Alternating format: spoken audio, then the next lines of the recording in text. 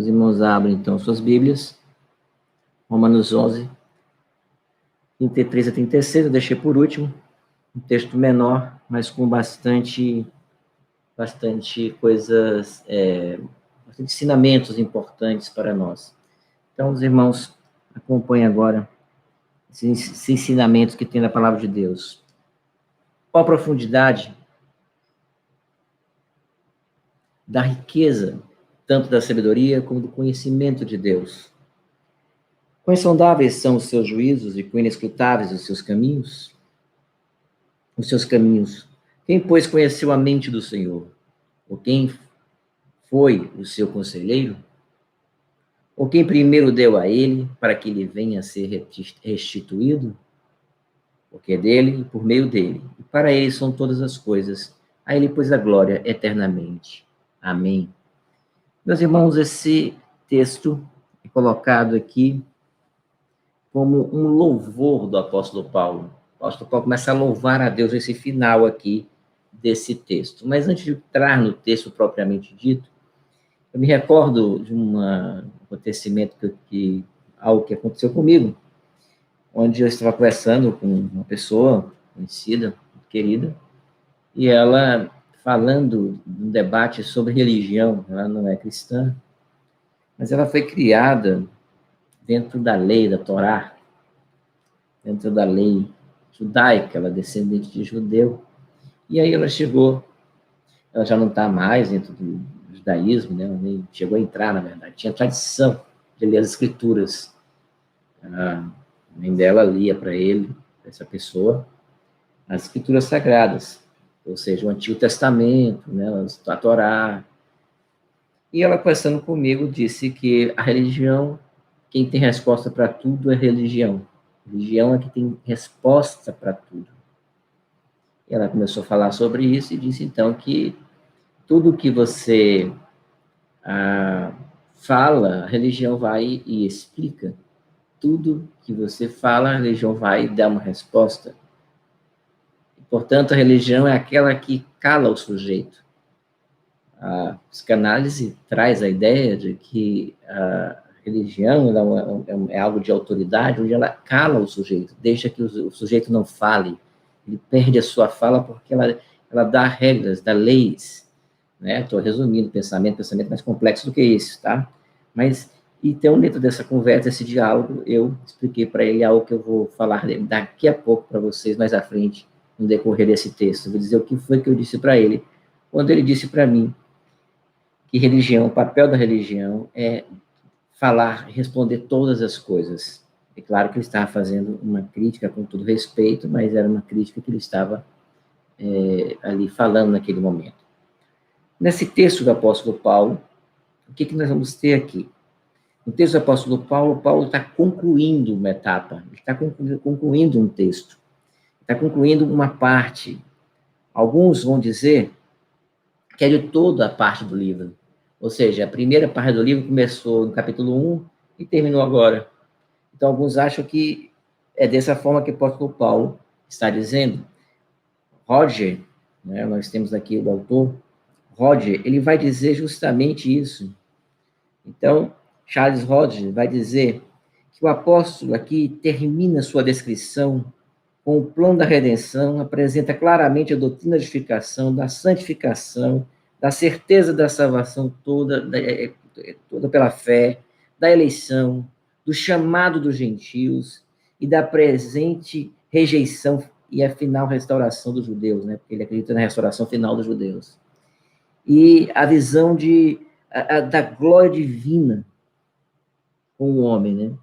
Então, o que Roger vai dizer? Vai dizer que agora, o apóstolo Paulo agora vai colocar atributo a sabedoria, a bondade e a grandiosidade de Deus, desse Deus grandioso, esse Deus salvador. E agora, então, o apóstolo Paulo vai louvar a Deus diante de tudo isso. O que Roger, então, quer dizer, Charles Roger, nesse texto? A ideia de Roger é que o Senhor apresentou no capítulo 1, que estavam do capítulo 1 ao 3, todo mundo estava perdido, a perdição ali, mas depois mostra a justificação, ou seja, o plano redentivo, a santificação, a perseverança. Então, mostra a justificação do capítulo 3, versículo 21, capítulo 5. Depois, santificação, capítulo 6, 7 e 8. Capítulo 7, a gente coloca lei e graça ali, não é Roger que fala isso, eu estou falando lei e graça. E a ideia de Romanos, a lei do Espírito Santo. Capítulo 9 a 11, fala da eleição, no sentido dos judeus, né? A eleição, onde fica a doutrina da eleição, e fala sobre os judeus. O que é que Roger entende? Roger entende que o apóstolo Paulo, depois que percorreu todas essas doutrinas, ele agora, então, explode em devoção, em louvor a Deus, pela sabedoria, pela multiforme sabedoria de Deus. Então, veja que o apóstolo Paulo, ó, profundidade da riqueza.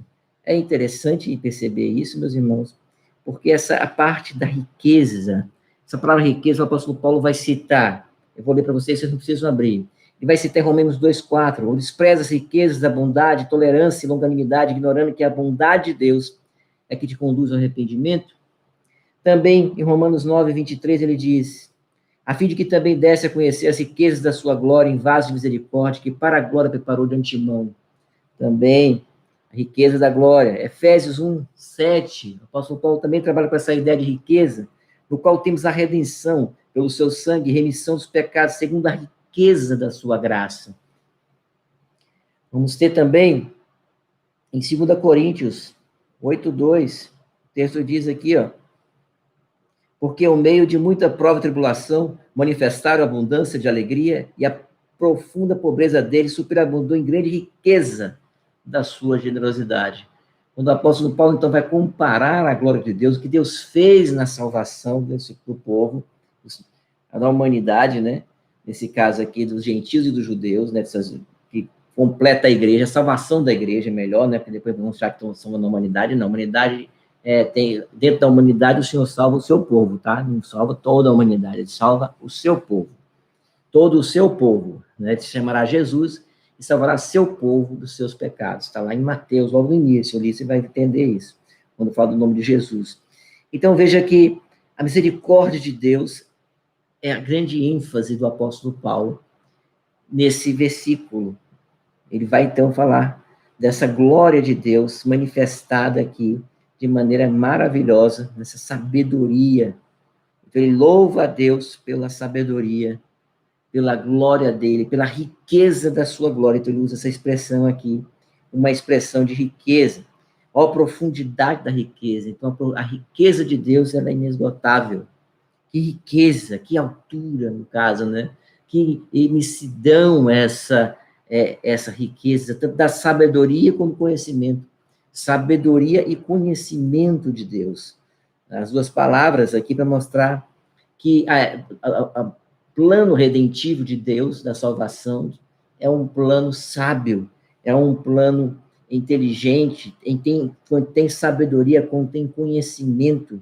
Então, aqui as duas expressões aqui, a sabedoria e o conhecimento, ele trocou as duas palavras, sofia, sabedoria, gnosis, conhecimento, tem as duas coisas.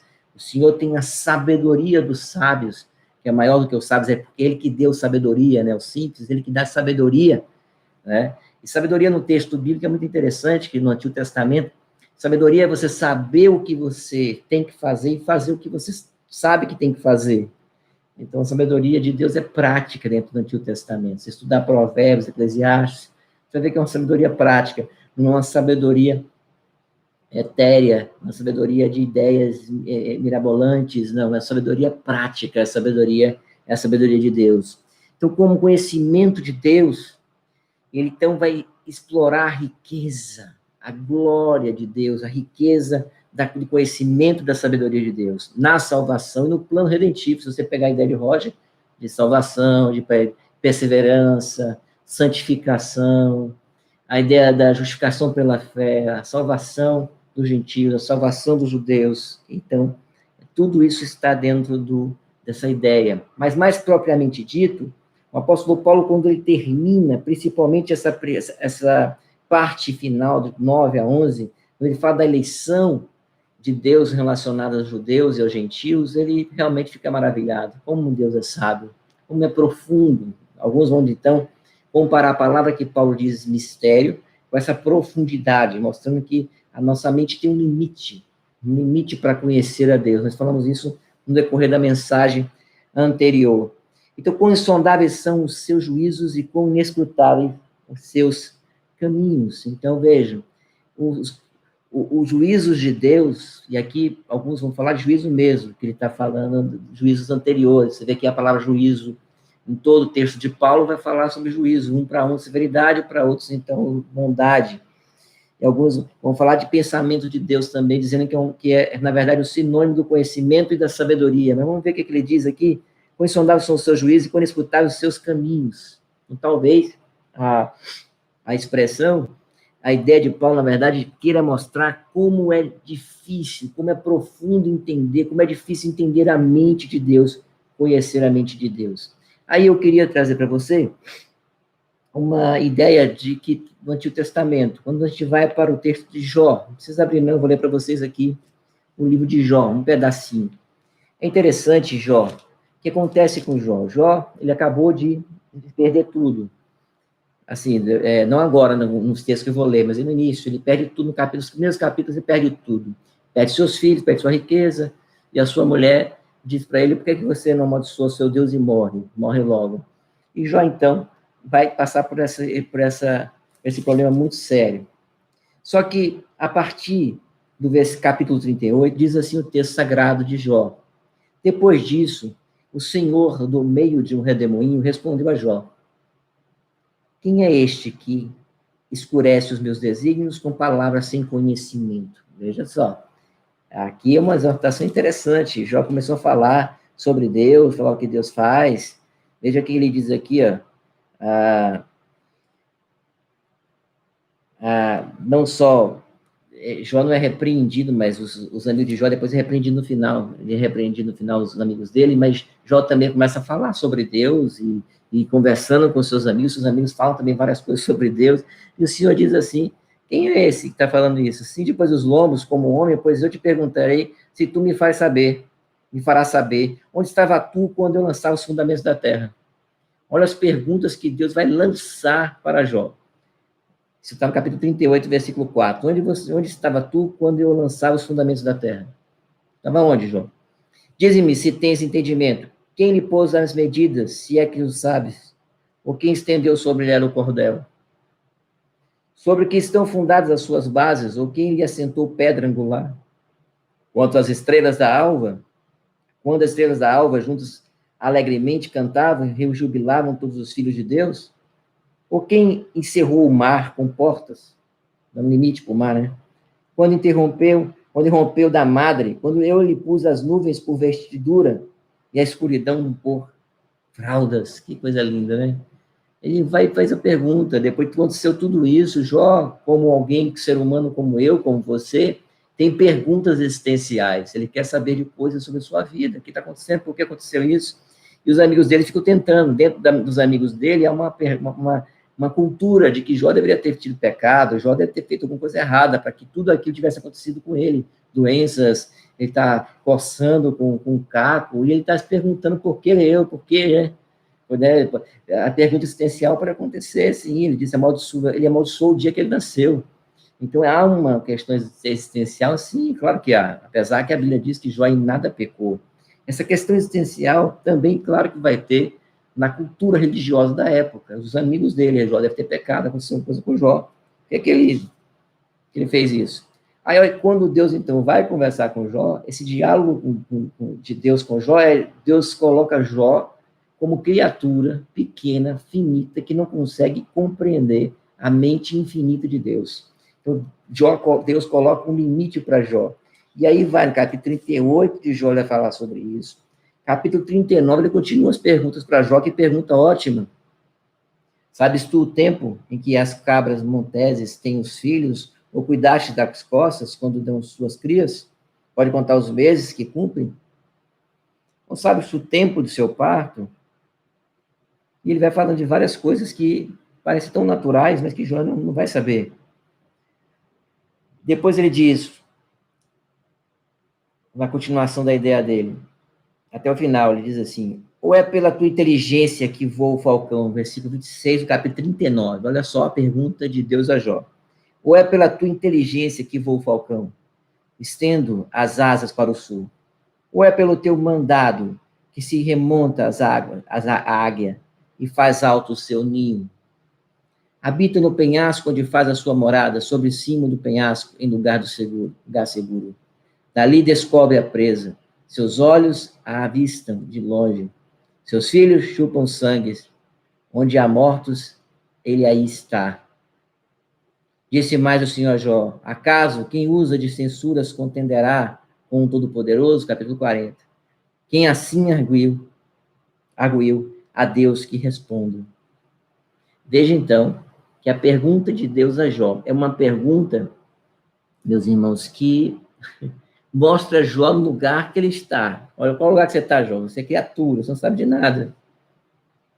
Então ele está conversando com o Criador, Deus está falando com ele. E Deus está dizendo para ele, você tem que se colocar no lugar de criatura, num lugar finito. Você não é uma pessoa infinita. Você não é uma pessoa que conhece todas as coisas. Então você não pode falar tudo isso. Então veja aqui, a partir do versículo 3, olha o que ele diz. O que o Senhor, então, que Jó responde ao Senhor. E isso é importante para a gente aqui, muito importante, né? Para que você entenda. Então Jó respondeu ao Senhor e disse, sou indigno. Que te responderia eu? Põe a mão à minha boca. Fechar, né? Uma vez falei e não replicarei. Aliás, 2 vezes, porém, não prosseguirei. Jó, então, entende, ó, melhor ficar calado. É ótimo exercício de sabedoria. Você não sabe uma coisa? Se cale, melhor do que falar bobagem, né? Então o Senhor, no meio de um redemoinho, respondeu a Jó, cinja agora os lombos como um homem, e eu te perguntarei, e tu me responderás, acaso anularás tu de fato o meu juízo? Ou me condenarás para te justificares? Olha que coisa a pergunta que Deus faz. Você vai me condenar para se justificar? Não é muita coisa, muitos homens fazem isso, né? Muitas pessoas falam, é culpa de Deus. Como é que você diz que Deus existe e tem maldade no mundo? Essas perguntas que eles não têm resposta nenhuma, mas eles gostam de botar para a gente, né? Como se a gente dissesse, que a gente falasse que tudo tem resposta. Daqui a pouco eu vou falar um pouco sobre isso ainda, para concluir. Os teus braços, como Deus, ou podes trovejar com uma voz, ou como ele o faz, e aí ele continua. Só que aí, o que acontece? No final do capítulo de Jó, vou pular para o 42, porque não vai dar para a gente, nosso texto é Romanos, mas só para você entender o que Jó vai fazer. Isso aqui que é importante no sentido da compreensão maior. Todos o que eu li foi importante, evidente, mas aqui vai ampliar mais a compreensão do texto. Então respondeu Jó ao Senhor, bem sei que tudo podes, nenhum dos teus planos pode ser frustrado. Capítulo 42 de Jó. Quem é aquele, como disseste, que sem conhecimento encobre o conselho? Na verdade, falei do que não entendia. Coisas maravilhosas demais para mim, coisas que eu não conhecia. Escuta-me, pois, havias dito, eu falarei. Eu te perguntarei, e tu me ensinarás. Eu te conhecia só de ouvir, mas agora os meus olhos te veem. Por isso, me abomino e me arrependo no pó e na cinza. Meus irmãos, a resposta de Jó é maravilhosa. Por quê? Porque Jó, então, nessa discussão, nessa indagação, nessa teologização de por que aconteceu as coisas, nessa discussão com seus amigos, que são repreendidos agora pelo Senhor, a partir do versículo 7, do capítulo 42. Mas veja que essa resposta de Jó, qual foi a resposta que Deus deu a Jó? Deus não disse para Jó, Jó, tudo que aconteceu na sua vida foi por conta disso, disso e disso. Não. Ele responde dizendo quem você é. Você é criatura, não é criador. Lembra que Paulo faz isso em Romanos 9? Paulo, em Romanos 9, diz assim, pode o oleiro perguntar pode o vaso perguntar para o oleiro, por que me fizeste assim? Eu não tenho oleiro o direito de fazer da mesma massa, vasos de ira, né? E vasos de bênçãos preparados de antemão. Por que não pode, não? A pergunta é essa. É igual aquele homem da videira, aquele homem que chega, convida a pessoa para trabalhar na vinha, convida os trabalhadores para trabalhar na vinha, e ele combina um salário com eles e diz assim, olha, eu vou te dar um denário. Vem o cara da primeira hora e ele combina, vou te dar um denário. Aí combinou com ele. E foi todo dia trabalhando. Quando chegou o cara na última hora, foi trabalhar, trabalhou só uma horinha só. E aí o patrão começou, o cara que convocou, começou a trabalhar, a pagar, E aí pagou 1 denário ao que chegou por último. E chegou no primeiro, que trabalhou logo, trabalhou mais do que todos, deu também 1 denário. E aí ele ficou, peraí, eu trabalhei mais do que ele, e você está me dando o mesmo denário que ele. E aí o dono da vinha diz assim, parece injusto para você que eu queira ser bom, né? Para com esse, é injusto, ou eu não tenho direito da minha vinha. Essa é a ideia, né, da parábola. Ele não tem direito de fazer do que é meu, ele diz assim, não tenho direito de fazer do que é meu, do que eu quero, não tenho. Eu combinei o que com você, não foi 1 denário? Claro que esse texto, no contexto, está falando bem pesado para os judeus. Gentios chegaram por último, e o Senhor está dando o mesmo denário, ou seja, a mesma graça e a mesma misericórdia. Veja que a ideia de entendimento disso, Jó, ele não vai compreender todas essas coisas. Só que Jó, quando não compreende essas coisas, ele vai dizer agora que eu não conhecia essas coisas. Mas agora, eu só se conhecia de ouvir, mas agora meus olhos te veem. Peraí, que olhos são esses que estão vendo agora a Deus? São olhos de fé. São olhos de fé. Deus, então, com essa atitude, com esse momento que Jó passou por dificuldade, quem sabe até você está passando por sérios enfrentamentos agora, sérios problemas de saúde, problemas financeiros, problemas familiares. Então, você, quando você olha para as coisas, as circunstâncias, você não consegue ver que tem um Deus que dirige a história. Você acha que você está perdido. Você acha que você é um personagem de menor importância para Deus, mas Deus está dirigindo a sua história, está dirigindo a nossa história. Quando o apóstolo Paulo entende aqui esse texto, entende o que está acontecendo, ele fica maravilhado, em êxtase. Ele só pode glorificar a Deus assim como Jó. Ele só pode dizer assim, olha a profundidade, a riqueza da sabedoria de Deus. Quem foi que deu a ele? Ele diz assim, ao filho da riqueza e sabedoria com o conhecimento de Deus. Quão insondáveis são os seus juízos, quão inescrutáveis os seus caminhos. Os caminhos de Deus são inescrutáveis. Não se pode, na verdade, averiguar, verificar, checar esses caminhos de Deus. Deus mostra os seus caminhos no plano, no sentido do tempo. O Deus eterno, que está na eternidade, ele age no tempo.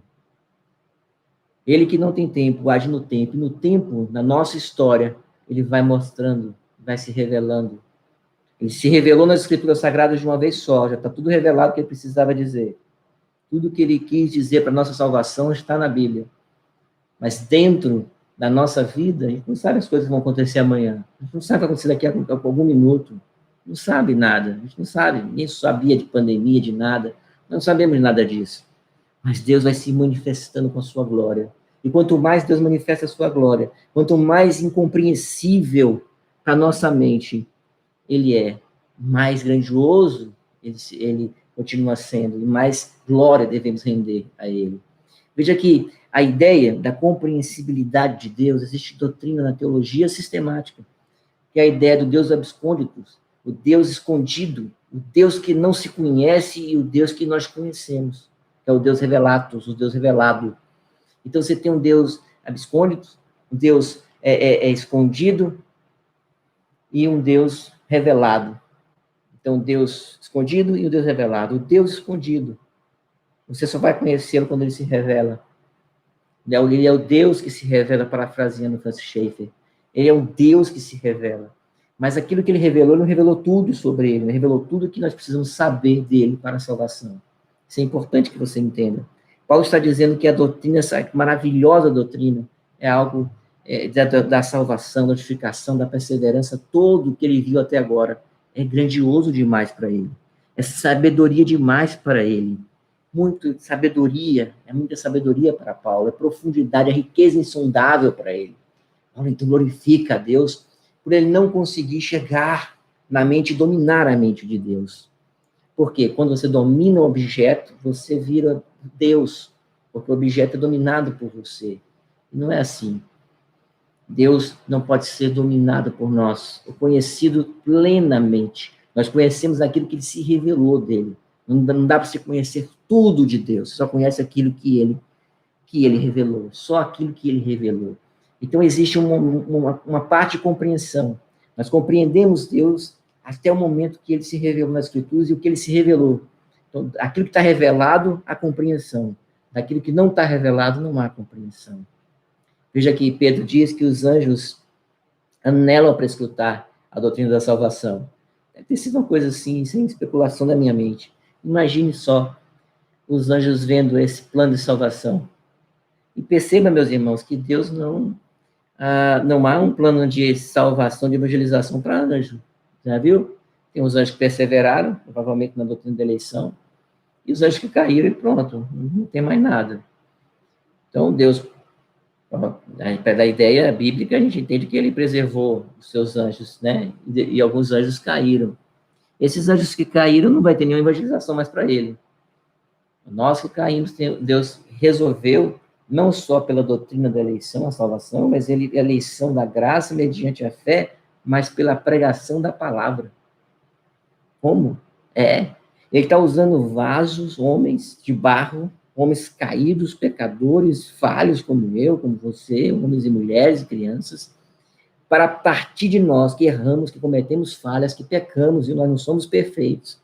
Nós somos pecadores, caídos, mas salvos pela graça de Deus. Esses pecadores vão pregar o Evangelho, segundo Paulo, no capítulo 1, é o quê? Poder de Deus para a salvação de todo aquele que crê. Esse Evangelho que é pregado, diz Pedro, que os anjos prescrutam. A ideia da palavra no grego é que eles se inclinam para entender, para compreender.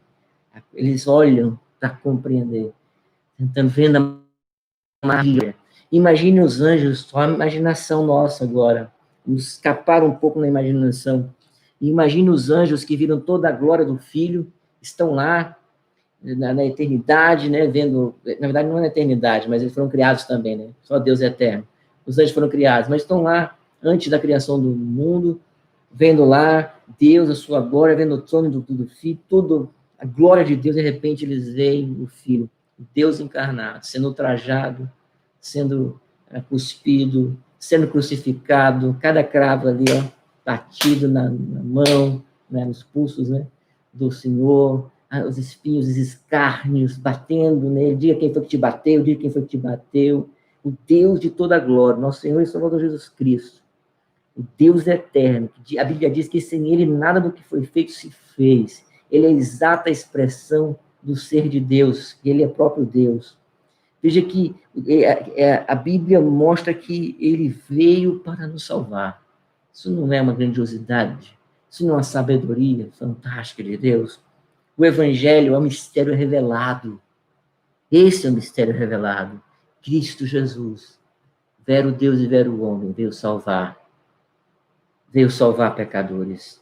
E o que é isso, então? A profundidade da riqueza, tanto da sabedoria como do conhecimento de Deus. Quão insondáveis são os seus juízos e quão inescrutáveis os seus caminhos. Quem, pois, conheceu a mente do Senhor? Quem foi que conheceu a mente dele? Ou quem foi o seu conselheiro? Essa pergunta aqui bem importante. Está lá em Isaías 40, versículo 13, diz assim: quem guiou o Espírito do Senhor? Ou como o seu conselheiro o ensinou?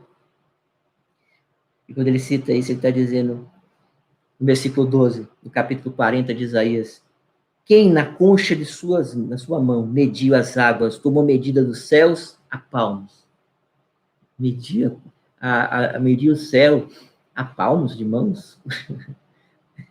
Quem recolheu na terça parte de uma efa o pó da terra e pesou os montes em romana e os outeiros em balança de precisão? Quem guiou o Espírito do Senhor ou como seu conselheiro o ensinou? Veja, meus irmãos, que coisa maravilhosa. Percebam que como aqui o texto vai nos mostrar essa sabedoria maravilhosa do nosso Deus, esse Deus tão sábio, tão poderoso, que não tem ninguém que o aconselhou. É interessante que Paulo diz que quem conhece o próprio Espírito, senão o próprio Espírito, e ele diz então que Deus nos deu o Espírito dele, que nós não poderíamos conhecer por nós mesmos, mas Deus nos deu o Espírito Santo dele, para que pudéssemos conhecê-lo. Está lá em 1 Coríntios, está em 2 Coríntios também, capítulo 3, também vai falar sobre isso. Veja, meus irmãos, que a sabedoria de Deus, a maravilhosa sabedoria do Senhor. Alguns autores, inclusive, vão lembrar do texto de Coríntios, mostrando o amor de Deus, sabedoria em Cristo Jesus, o evangelho em Cristo Jesus. Então veja que essa sabedoria divina, Deus, com a sua maravilhosa graça e misericórdia, meus irmãos, ele vem trazendo essa sabedoria.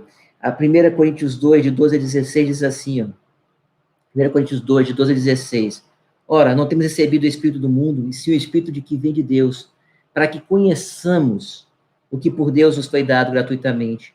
Disso também falamos, não em palavras ensinadas pela sabedoria humana, mas ensinadas pelo Espírito, conferindo coisas espirituais com espirituais. É esse texto aqui, não é do 3, não, é esse aqui que eu falei, viu? Corrigindo. Capítulo 2, versículo 12 a 16. Ora, o homem natural não aceita as coisas do Espírito de Deus, porque eles são loucura e não pode entendê-las, porque elas se discernem espiritualmente. Porém, o homem espiritual julga todas as coisas, mas ele mesmo não é julgado por ninguém, pois quem conheceu a mente do Senhor, quem possa instruir? Nós, porém, temos a mente de Cristo. A resposta de Paulo é que nós só podemos conhecer a Deus, porque nós temos o Espírito Santo, e nós temos a mente de Cristo, porque o Espírito Santo habita naqueles que creem nele. Veja então, meus irmãos, que coisa maravilhosa que o apóstolo Paulo vai nos trazer aqui. Ele vai falar essa pergunta, quem foi que seu conselheiro, quem primeiro deu a ele para que venha ele ser restituído, alguém deu alguma coisa para ele? É Jó 41:11, que nós já lemos aqui, Jó 41:11 diz a mesma ideia. Quem primeiro me deu a mim para que eu haja de retribuir? Pois o que está debaixo de todos os céus é meu. Que não é dele? Diz Deus a Jó. O que não é meu, Jó? Tudo é meu.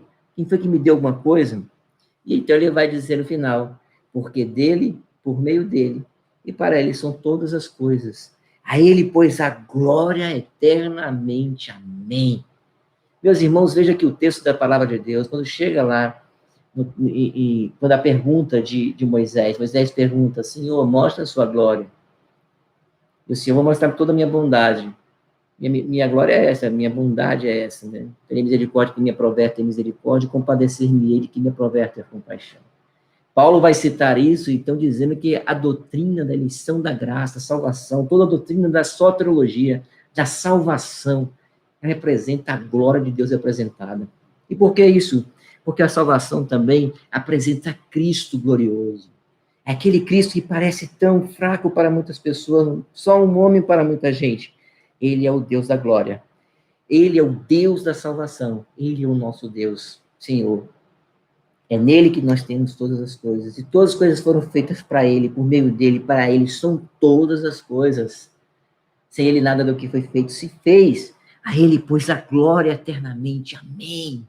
Essa é a ideia do apóstolo Paulo, é de júbilo, é de glória. Então, depois desse capítulo todos, a sua resposta, querido e amado irmão, e querido ouvinte, ou quem está assistindo agora, o que acontece? Qual é a sua resposta? Louvor de glória, glória seja dada a Deus. Glória seja dada a Deus pela doutrina toda da salvação. Mas tem gente que muitas vezes vai clicar ainda em Romanos 9 perguntando, então ele podia salvar um, podia salvar outro. Veja que Paulo não quer que a resposta seja essa. Ele quer que você olhe e pense assim como Jó. Falei de coisas que eu não conhecia, coisas grandiosas para mim. Ele quer que você chegue como Jó e diga coisas maravilhosas demais para mim, coisas que eu não conhecia. Ele quer que você chegue nessa noite ou nesse dia que você está assistindo, diga assim, escuta-me, pois havia dito, eu falarei, eu te perguntarei, e tu me ensinarás. Eu te conhecia só de ouvir, mas agora meus olhos te veem. Por isso me amobino, me arrependo no pó e na cinza. Esse tem que ser o seu sentimento. Se você ainda não é cristão, você não crê em Cristo Jesus como Senhor e Salvador da sua vida, a sua resposta tem que ser essa.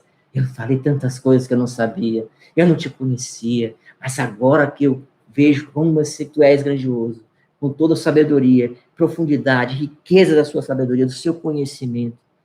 Quem é maior do que Deus? Ninguém, nada pode ser maior do que Deus. Então você se rende com uma criatura e depois você se torna um filho em Cristo Jesus, co-herdeiro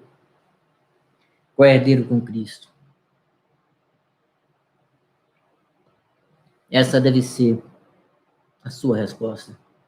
Dizer, olha, Senhor, eu te conhecia só de ouvir, mas agora meus olhos te veem. Por isso me abomino e me arrependo. Essa tem que ser a sua resposta agora, quando você está ouvindo essa mensagem. Resposta de louvor, de glória, de exaltação a Deus, porque tu és criatura e Ele é criador. Mas Ele pode não ser apenas um criador para você. Ele pode ser chamado de Pai, e você, juntamente com Paulo, em Romanos 8, dizer, Abba, Pai. Você pode ser muito mais do que um criador para você. Ele pode ser aquele que agora te faz cordeiro com Cristo, irmão, né? Cordeiro com Cristo. Ele pode fazer muito mais do que um servo que fica fora da casa, escravo do pecado. Ele pode você pode chamar de filho. E ele pode também dizer que você reina, sacerdócio santo, reina juntamente com Deus nas regiões celestiais em Cristo, como está lá em Efésios. É isso que Deus, com a sua maravilhosa bondade e misericórdia, pode fazer. E Ele pode fazer tudo isso através do Espírito Santo dele, de maneira maravilhosa. A doutrina da salvação, da soteriologia, a doutrina da justificação, santificação, o plano de Deus redentivo, é tão maravilhoso, irmãos, tão maravilhoso, que Deus nos converte com a tua graça, com a sua graça, com o teu Espírito, e você pensa que você mesmo se convenceu, não é verdade? Não é assim?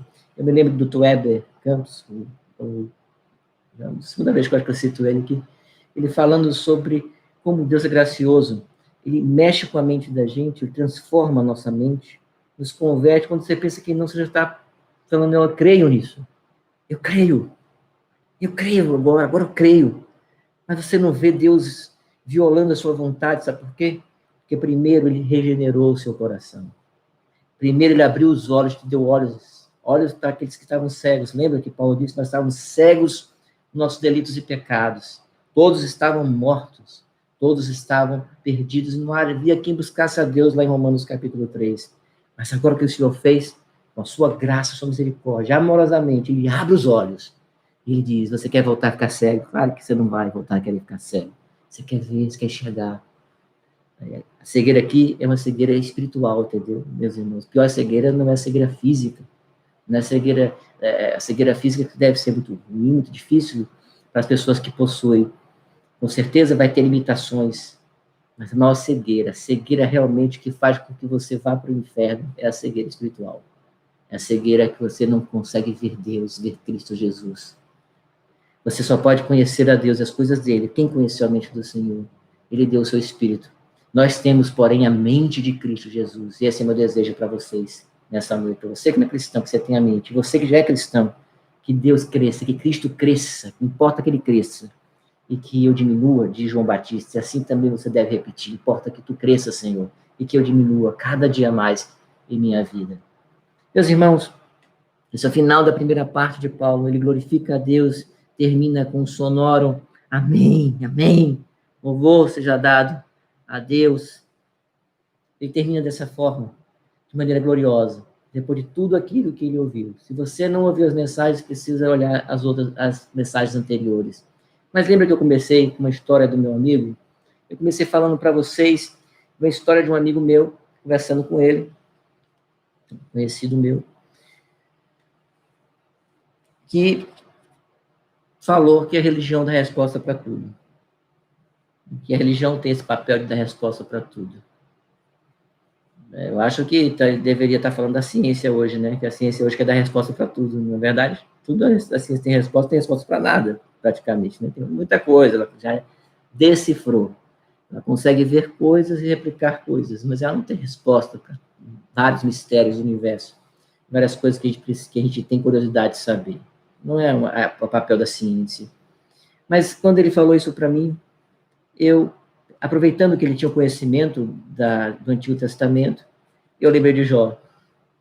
E eu disse para ele, religião não dá resposta para tudo. O que religião faz é dar sentido para tudo. A religião verdadeira, cristianismo verdadeiro, não dá resposta para tudo. Qualquer religião que você tiver que dê resposta para tudo, não é religião.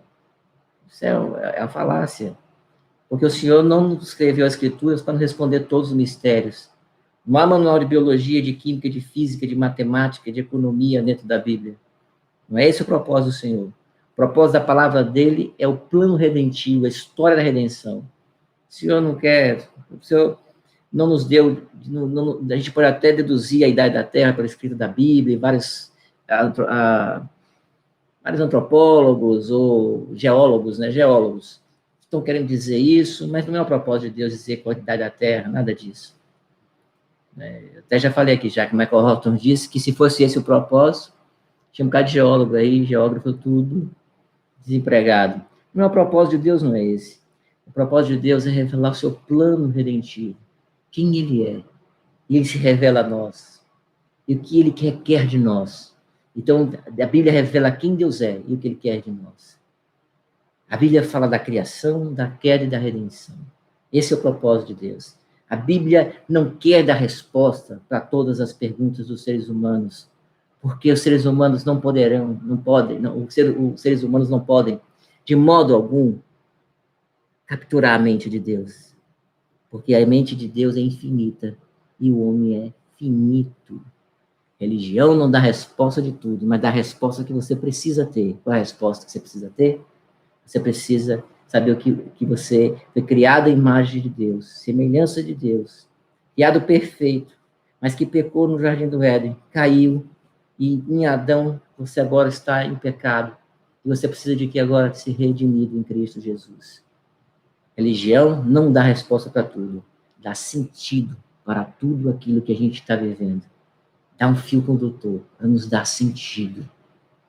Essa é a resposta que eu dei para o meu amigo. Essa é a resposta que eu te dou agora. Religião dá sentido para a vida. Eu espero que dê sentido para você, agora neste momento que você está assistindo isso. Deus te abençoe e te guarde. Vamos orar ao nosso Deus. Senhor, nosso Deus e Pai, insondáveis são os seus juízos, inescrutáveis os seus caminhos, Senhor. Quão perfeita, inescrutável a sua mente, o seu conhecimento, sua sabedoria, multiforme graça e sabedoria do Senhor. Obrigado a Deus, que apesar de nossa mente tão pequena, finita, uma mente tão pequena, o Senhor nos deu a mente de Cristo, teu Espírito, para que possamos conhecer aquilo que precisamos para a salvação. Nesta noite, Senhor, que saiamos daqui, nesse momento aqui, aqueles que estão ouvindo, que tenham em seu coração júbilo, glória e louvor a Ti, pela doutrina redentiva, pela doutrina que foi exposta pelo Teu servo, inspirada pelo Teu Santo Espírito. Que saímos daqui glorificando a Deus, cantando a Deus, louvando ao Senhor. Que haja também pessoas nessa noite, que a partir do momento dessa palavra, dessa mensagem, encontrem sentido para as suas vidas que estão ainda perdidas, sentido em Cristo, que eles possam ter todo sentido em Cristo Jesus, saber da nossa razão, por que estamos aqui, somos feitos para glorificar, honrar o Teu nome, gozá-lo eternamente na eternidade, viver para a Tua glória, Senhor. Senhor, faça com que pessoas que escutem agora essa mensagem venham até o Senhor, e juntamente com Paulo, com Jó, e com todos os servos do passado, louve o Senhor, glorifique o Teu nome. Amém, amém, amém. Em nome de Jesus, amém.